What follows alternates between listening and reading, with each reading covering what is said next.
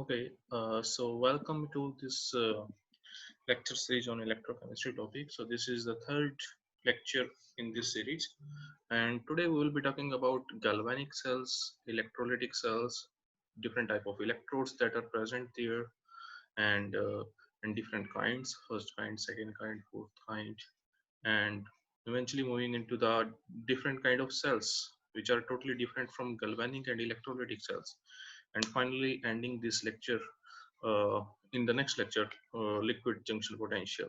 All right, so let's start with a little bit of introduction about the different cells that are there.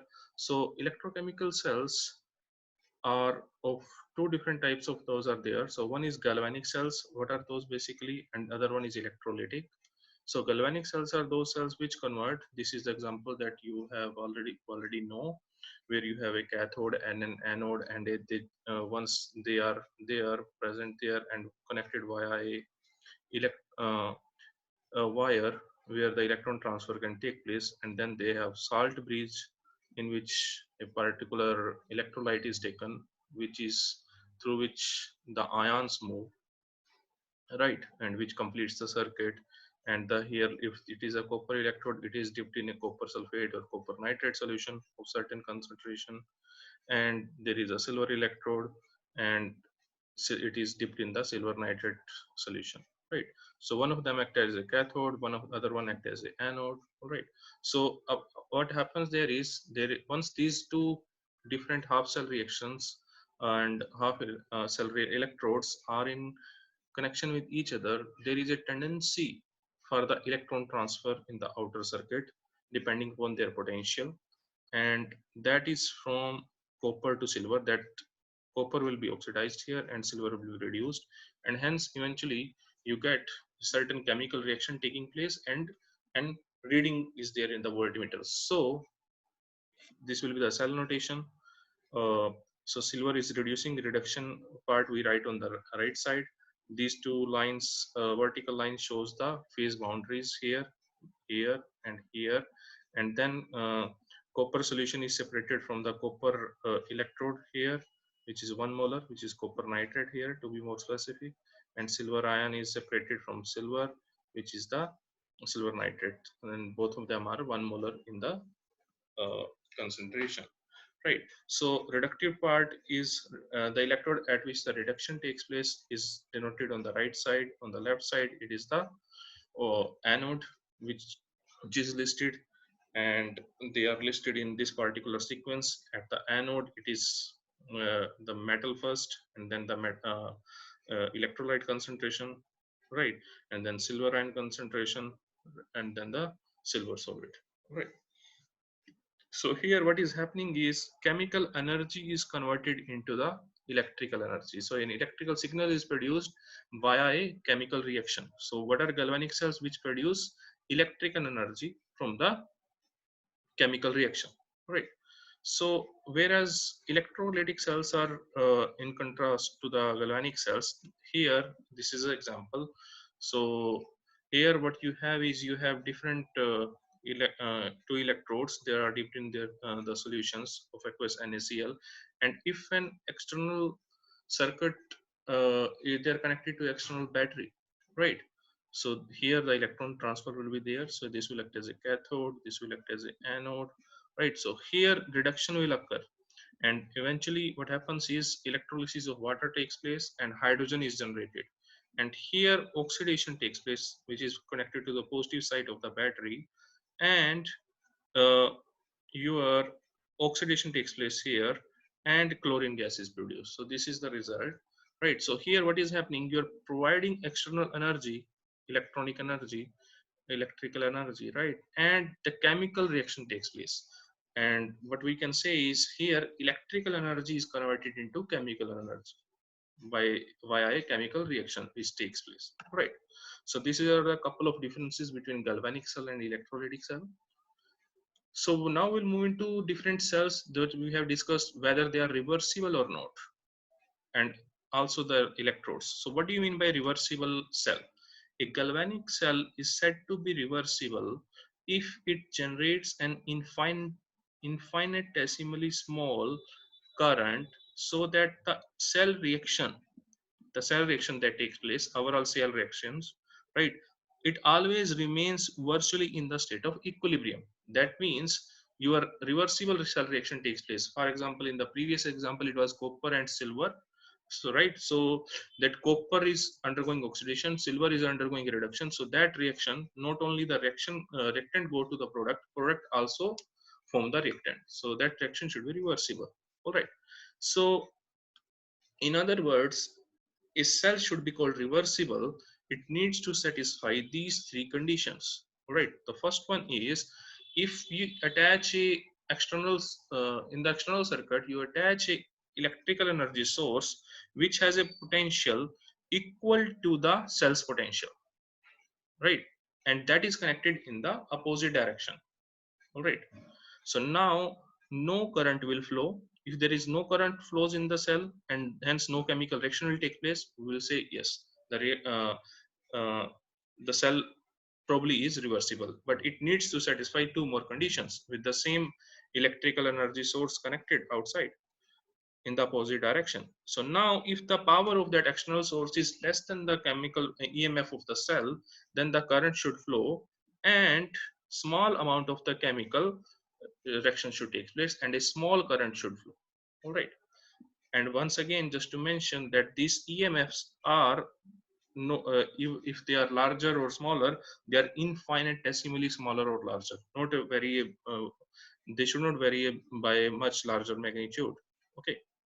So third condition is the other one where external power source is greater than E cell. Now the current should flow in the opposite direction, right? For example, in the previous case, the electrons were flowing from the copper electrode to silver, right? Now they should move from silver to copper, and small amount of chemical reaction takes place. So if all these three conditions are satisfied by a cell, then we will say the cell is reversible. Similarly, a reversible cell will have two electrodes. If the cell is reversible, of course, the electrodes are reversible. This means the half reactions occurring at those two electrodes, cathode and anode, those half cell reactions are in equilibrium. If you write those half cell reaction in terms of the reduction reaction or oxidation reaction. Okay, so that's there.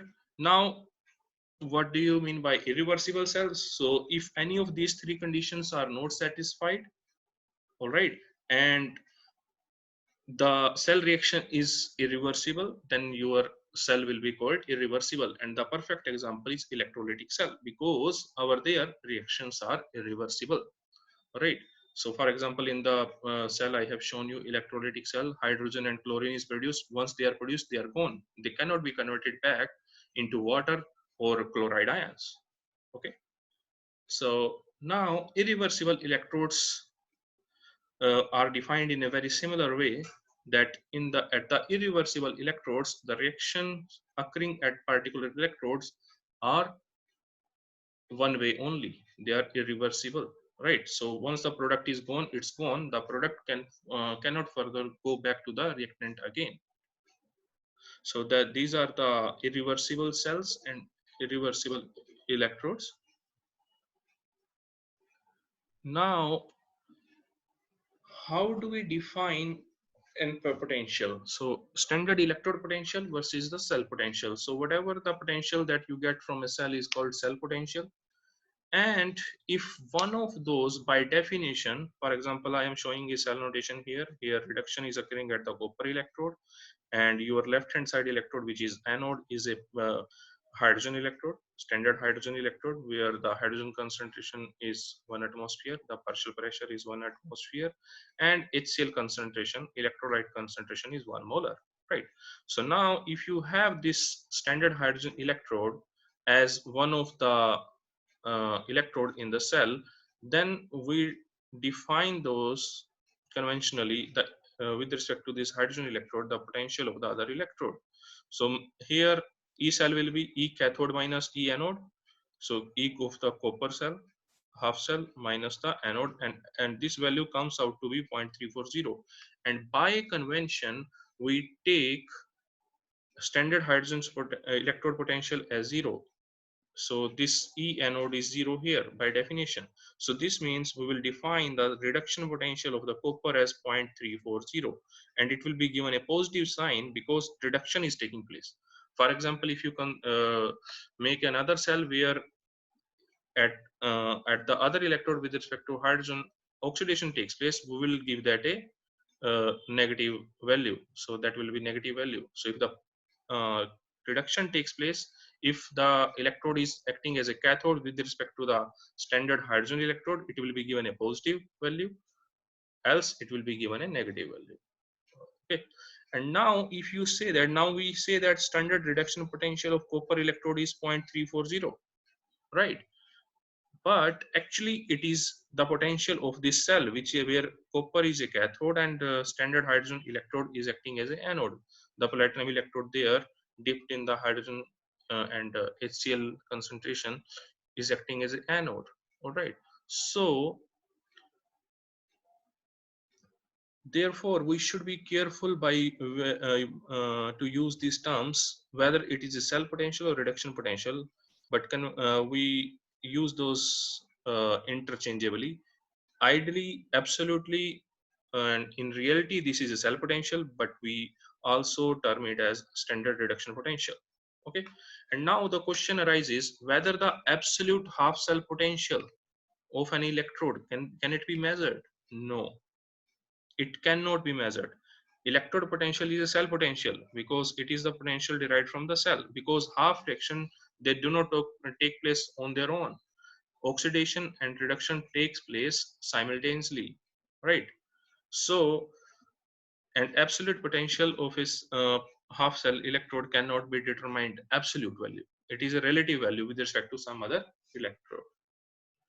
So next is, this is the electrochemical series where certain chemical reactions are listed and their potential with respect to the SHE, standard hydrogen electrode, are listed. And as we, so now we have, for example, fullerene, we know that it is a stronger oxidizing agent, and that's why it will immediately reduce itself to give the, and that's why this potential is very, very large. And therefore fullerene F2 is a stronger oxidizing agent, and this will be a very weak reducing agent. Okay. Now similarly, here are the zinc ions and aluminum ions, and their potentials are decreasing here, have a negative value for the reduction. And make sure that you look at these, that these reactions are in the form of reduction reactions. Okay. So they tell the tendency of particular reduction to take place. So whatever the reactions are up there, they have a higher potential, they have a tendency, higher tendency to undergo reduction, and the chemicals listed here, for example these metal ions, they have a lower tendency to undergo reduction as compared to these. Okay. So if the cells are not in the standard state, we can always write their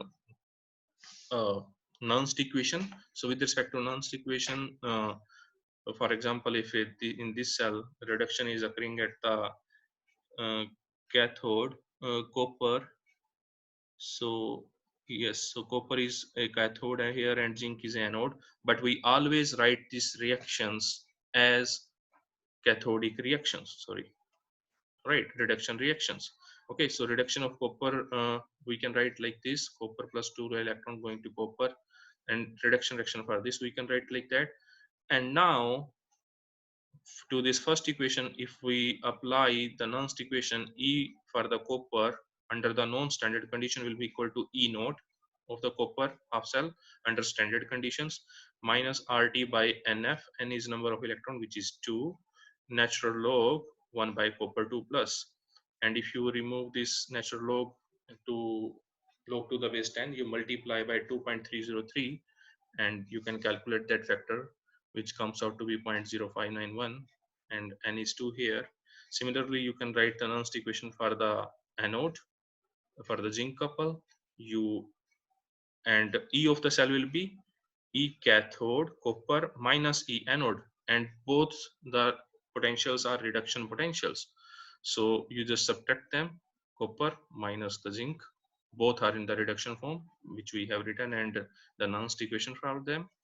And E naught will be equal to E cell, but EMF of the cell will be equal to, you just uh, rearrange these terms. So this will be E of the cell under standard conditions minus RT by F natural log zinc zinc ion concentration divided by copper ion concentration. So overall you can get that, and you can find out the concentration of zinc or copper or E cell depending upon what is asked.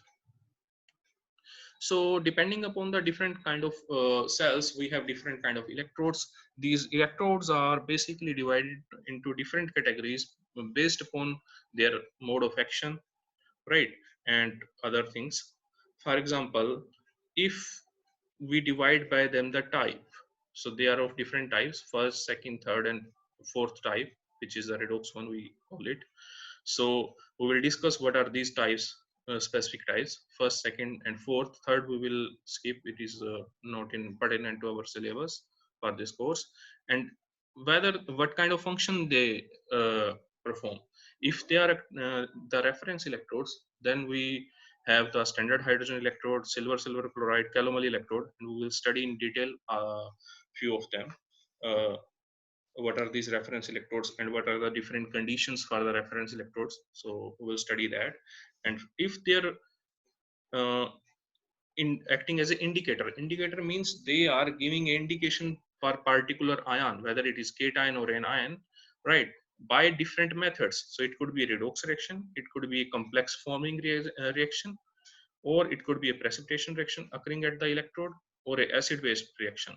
And these all reaction take place by two mode of action, whether either by electron transfer or by ion selective. This means those kind of electrodes are sensitive to one particular ion.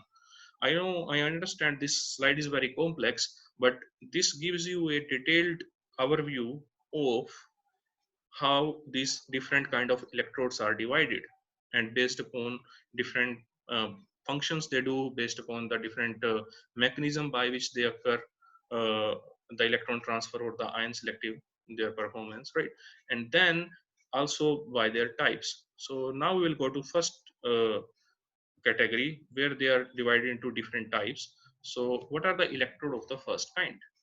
Okay, so electrode of first kind are those electrodes where the cell potential varies with respect to the cation present. Okay, half cell potential. For example, if a copper uh, metal is dipped in copper sulfate, the half cell potential of that copper electrode is dependent upon the electrolyte concentration of the copper 2 plus. And as the copper 2 plus concentration changes in the solution, the half cell potential changes, right? So this means it is reversible with respect to ions of the metal phase, which are cations. So basically it is responsive to that cationic concentration. So examples are zinc rod dipped in zinc sulfate solution, copper dipped in copper sulfate solution, or you can also have silver dipped in silver sulfate solution. So if I am writing this first example for the zinc in rod dipped in the zinc sulfate solution, we can write the reaction as zinc 2 plus 2 electron going to zinc solid, right? So this is a, we always write reaction as a reduction reaction. Okay, and here it will be aqueous phase. You can also write for zinc 2 plus. And now corresponding Nernst equation, if you apply, E will be equal to E naught minus RT by F factor is 0.0591. And since there are two electrons, if you divide by 2, that comes out to be 0.0295. And log of 1 hour, log of product by reactant. So product is zinc solid and activity of zinc solid is taken as 1. And then it is the activity of zinc 2 ion plus, which is the metal ion. So now we know here that half cell potential E is directly proportional to this activity of metal ion. So if that kind of behavior is there for the electrode, we call it electrode of first kind, where the half cell's potential is dependent upon concentration of the metal ion. Okay, and another example is the best one, is also standard hydrogen electrode and is very famous one, right? So what is the half cell reaction here? So this is the diagram for the schematic diagram for the standard hydrogen electrode, where you have a wire connected to a platinum is platinum. So you have this platinum electrode here dipped in HCl of uh, 1 molar solution, and hydrogen is pressurized at a pressure of 1 atmosphere and 10 raised to power 6, almost 6 pascals, right? And now this is the equation: 2H ion plus 2 electron going to hydrogen. Again apply the Nernst equation, right? So E naught by E naught. So for the SHE is 0 by convention. So E will be equal to 0.0295 log of pressure of hydrogen in the product. It can be 1 atmosphere, it can be 2 atmosphere, which is given, and divided by the activity of the HN concentration. So it is EMF of the cell here is directly proportional to HN concentration. So it is the electrode of first kind. Okay. So next is the electrode of second kind. In the electrode of second kind, you here the EM of the cell, EM of the half cell electrode is dependent upon the anionic concentration. This means it can sense that change in concentration of its own anions. It should be its own anions, right? So we'll discuss that. So as the anionic concentration changes, there is a change in the potential of the half cell electrode. So examples are calomel electrode, silver chloride. Here one unique feature among this electrode of second kind is that the corresponding salt, silver chloride in this case, and in calomel it is mercurous chloride. It is sparingly soluble in water. Okay, it has partial solubility. So partially soluble it is. So calomel electrode is basically nothing but a composition of mercurous chloride, which is also called calomel, Hg2Cl2, and an aqueous solution of KCl is taken there. This is the schematic presentation for the calomel electrode: mercury Hg in the liquid form, Hg2Cl2, which is calomel solid, right? Solid paste of this mercury and calomel is made, and it is in contact with the KCl solution, which has a certain concentration. Okay, so if you write the reduction reaction for this, you can write it like that: Hg2Cl2 plus 2 electron, 2 Hg plus chloride, and apply the Nernst equation. So what you will find that EMF is dependent on the chloride's concentration, because activity of both liquid and solid is taken as one. All right. So this means the cell is reversible with respect to chloride concentration in the second kind, and in the first kind it was reversible with respect to cation concentration.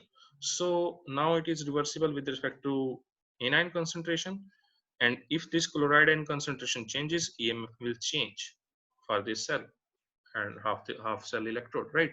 So these are the example of the your electrode of second kind.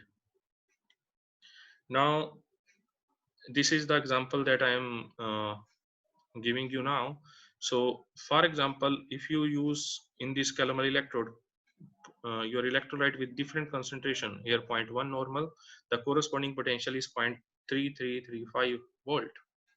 All right, and if you use one normal, it is 0.2810, and if you use saturated, if it is even more, it is 0.2422. So it is responding, your electrode is responding to change in the chloride ion concentration. As it is decreasing, the EMF is also decreasing, because there is a negative sign here. It is in the it is subtracted from here. All right, so another example is silver chloride. Okay, and in this silver chloride, we also have, it consists of a silver wire coated with a layer of silver chloride inserted in a solution of KCl or HCl. All right, so that's silver chloride electrode. Now let me go through the schematic of reactions. So this electrode can act as a cathode as well as the anode. So if the calomel electrode acts as a cathode, your Hg22 plus will go to, here it should be 2, just write 2 please here. Okay, So Hg2 2 plus 2 electron will go to the mercury, right? And therefore, since there is a decrease in concentration on reduction in the mercurous ions, more of those will be formed from the Hg2Cl2 paste, calomel, and that will undergo dissociation, and hence chloride ion concentration will increase. And if this reaction electrode act as an anode, so oxidation will take place at this electrode. So mercury will undergo oxidation to give mercurous ions, Hg2 positive plus 2 electron. And further, what will happen? These will combine from chloride ion from the KCl to give you more of the calomel. So in this reaction, chloride ion concentration will decrease in the solution. All right. Here is a schematic of your calomel electrode. So here at the bottom is the mercury paste, mercury in the liquid form, right? That is there in contact with the calomel paste, which is moistened with KCl. So this is your calomel Hg2Cl2, and on the top of it there is this KCl solution which has a certain concentration, 1 normal, zero point 0.1 normal, or saturated solution, which is more usually taken there, and then a platinum wire is there to connect for the connection. Okay, so this is the electrode reaction. We have already discussed that EMF in this reduction reaction, it is reversible with respect to its own anions. So own anion means its own anion is chloride, and it is reversible with respect to that anion, which is chloride. And so these are the electrode of the second kind. Third kind is not in our syllabus. Okay, I will be skipping that. So I will move to the electrode of fourth kind, which is also called the oxidation reduction electrode sometimes. Here an inert electrode is taken. So you take a platinum electrode there, which is in contact with a solution, for example, Fe3 plus containing ferric chloride. Now at the electrode, these ferric ions, Fe3 plus ions, can undergo reduction to give you ferrous ion, Fe2 positive. All right, so there exists a equilibrium there once this reaction happens at the half cell. Okay, so these electrodes can be of the usually an inert metal is taken. It could be platinum or gold, right? So which helps in the electron transfer, because electron transfer is happening and these analytes are present in the solution only.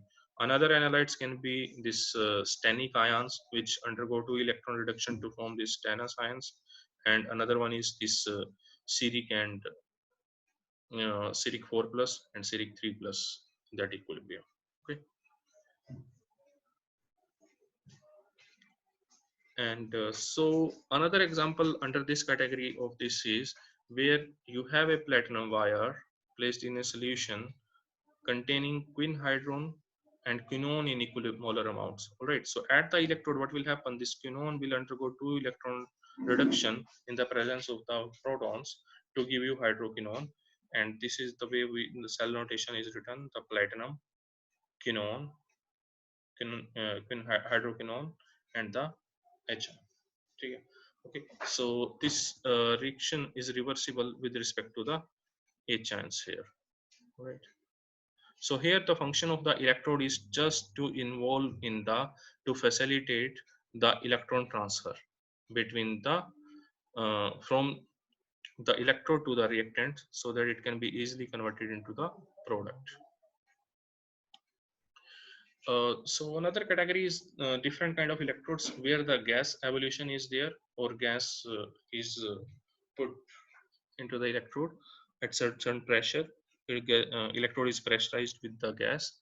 So those electrodes are gas electrodes. We have already discussed one example where we took the example of the hydrogen electrode, right?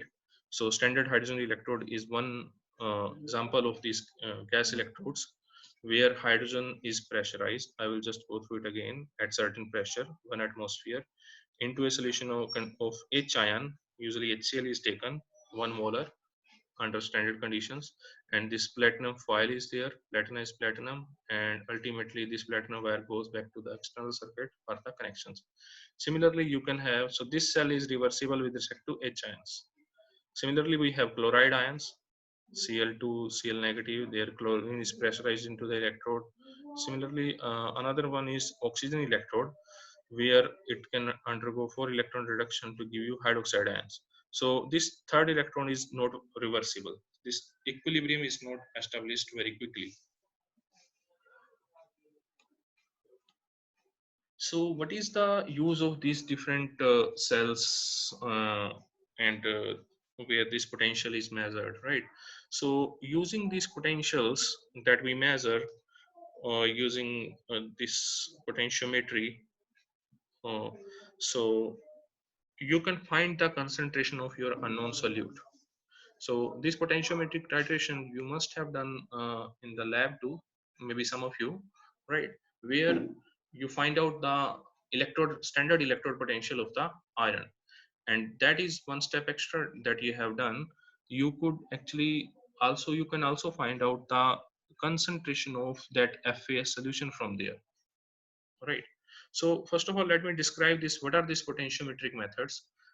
In these potentiometric methods, we measure the potential of the using 2 electrodes, okay, and that potential is generated by the difference of the potential between these 2 electrodes, one of which is called the reference, another one is known as indicator electrode. All right, and then that potential is a measure of one of the analytes concentration or the solute concentration. So these can be potentiometry can be used to find out the concentration of the unknown solute by 2 different ways. One is direct potentiometric method. Second one is potentiometric titrations, which you have performed in the lab. So in the direct potentiometric method, what you do is usually a calibration curve is taken for an active species, and you do it for your unknown too. So for the you take couple of standards for your known, right, for your known concentration, and you measure the uh, potential generated. So you plot a graph there, and from there you do it for your unknown solution, and from there you find out how much is the concentration of the unknown, right? So pH meter is also a potentiometer where the potential is in terms of the pH. So second example is potentiometric titration, where you basically do a titration and one of the analyte is basically consumed or produced, and then that undergoes oxidation or reduction. Okay, so here, for example, if you take an example of silver nitrate versus sodium chloride titration, now if you titrate silver nitrate solution against sodium chloride, and you look at this using potentiometric titration, and EMF is generated, for which you can write the Nernst equation right like this. All right. So now from the equivalence point, so certain profile for the potential will be there. From there versus the volume added of the NaCl. So from there you can find out the equivalence point, and from the equivalence point you can apply N1 V1 and 2 V2 to find out the strength of the your analyte or your unknown solute. So what do we need for this potentiometric titration? So for this potentiometric measurements, we need one reference electrode, which is usually saturated calomel electrode that we have just discussed, or silver chloride, which is taken, right? And the one titration that you did in the lab, you took saturated calomel electrode. Another electrode is indicator electrode. It can be of first kind or fourth kind. Usually it is of fourth kind, where an inert electrode is taken, usually platinum, and a potential measuring device is there. So these 2 electrodes, reference and indicators, are connected via high impedance voltmeter. So indicator electrode is of 2 types. Indicator, it can be a metal indicator electrode of first kind or the fourth kind. First kind, which is reversible with respect to its own cations. For example, zinc rod, zinc sulfate, right? And another one example is where you take a platinum electrode, the fourth kind one. Second indicator electrode can be a membrane electrode, right? So where it is responsible towards specific ion. For example, some of you did it in the lab where a glass electrode was taken to measure the pH of the solution, and ultimately you find out the pK of the acetic acid. All right, so this glass electrode, in the glass electrode at the bottom of the bulb, you have a membrane which consists of silica, sodium oxide, and calcium oxide. And a combination of this is responsive to the change in concentration of H plus ions, which helps in measuring which generates a signal due to potential difference in the charge, and uh, you basically can measure the pH of the solution using the glass electrode. All right. So this is what you need for the potentiometric measurements. So we will stop here for today, and in the next lecture, we will cover different kind of concentration cells and electrolyte cells, and also liquid junction potential. Thank you very much. I hope you enjoyed it.